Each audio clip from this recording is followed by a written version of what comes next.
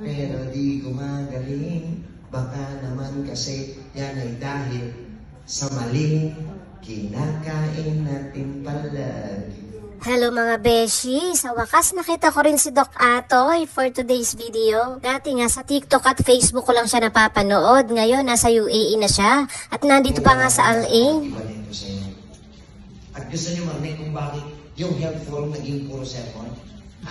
Kasi naniniwala ako, wala ka ng ibang pinakikinggan.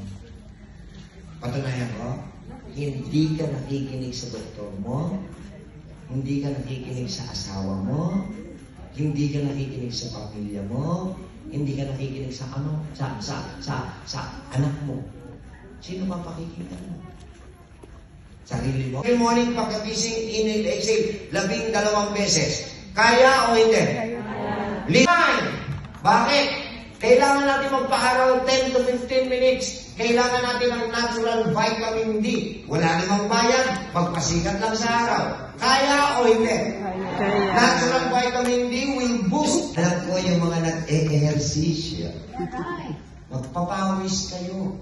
Because sweating is a detoxification process. Hydrate tayo, doctor! Water. 8 to 10 glasses of water daily. Kaya hindi? Bakit ang dami dito hindi makakain ng walang soft drinks? So, 8 to 10 glasses of water daily. Kaya hindi? Libre, may bayad? May doktor? Patay tayo dyan. Di, mali tayo ng thinking eh. Tayong mga Pinoy, pag narinig natin Dr. Diet, akala natin, dieta, pampapayat. Hindi ho. Ang itinuturo namin dito, balanced diet. Mai-enjoy nyo lahat ng food, pero sa balancing pamamaraan. Huwag kayong mag-alala. Bibigyan ko kayo ng guidelines. Libre, walang bayad. Picture, meron? Sabi niya yan. Gusto yung maghapon mo, napagod ang katawan mo, kailangan nating ipahinga. Doktor? Oh! Ang pagkakamali nyo, hindi nyo alam ang tamang oras ng tulog.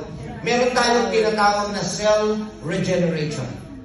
May tamang oras. Ang cell regeneration o ang pag-repair ng ating selula nagaganap lang alas 10 ng gabi hanggang alas 4 ng madaling araw. Doktor? Halado, saan namin kukunin yan? Dito hindi ko alam. Sa Pilipinas, kinukuha namin yan sa Meralco.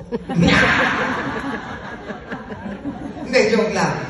When we nai-experience yung kinukwento kong 7 doctors of discipline, may aabot pa kaya ng 30 nang wala pang sakit.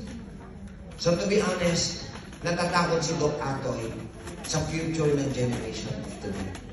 Kaya, sa ng medisina ay ugat, sanga, dahon, halaman, at bunga.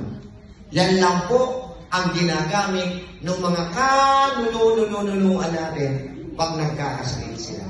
So ladies and gentlemen, tingnan natin. Ngayon, paano kaya nasabi ng Lord na nakakagaling ang dahon at bunga? Kayo sasagot, tingin. Ano ang nilalaman ng mga dahon at bunga? Ang laman ba ng dahon at bunga ay nutrisyon? Yes. O chemical? Ang talino talaga ng Panginoon. God is all-knowing. Amen? Amen. Diba? Yes. 17 lang ang sumagot. Mabilis ako sa math eh. Tinatanggap mo ba ang aking hamon? Yes. Simula ngayon, kapatid, mga kababayan ko, nandito man kayo sa lugar nito, hinahamon kita. Ikaw naman dapat ang maging mabuting ehemplo ng pamilya mo. O, diba? Tatlo na lang sumagot. Anong gagawin mo? Simula ngayon. Ngayon na, hindi bukas, hindi next week, hindi next month. Starting today, dapat, maliban sa 7 doctors of discipline, simula ngayon dapat mas marami kayong ipapasok na nutrisyon, magbabawas naman tayo ng kemikal. Kaya hindi? Kaya. Pagkatapos nga ng seminar, pumila pa kami para lang makapagpa-picture kay Doc Atoy. First time ko nga din na makita siya ng personal.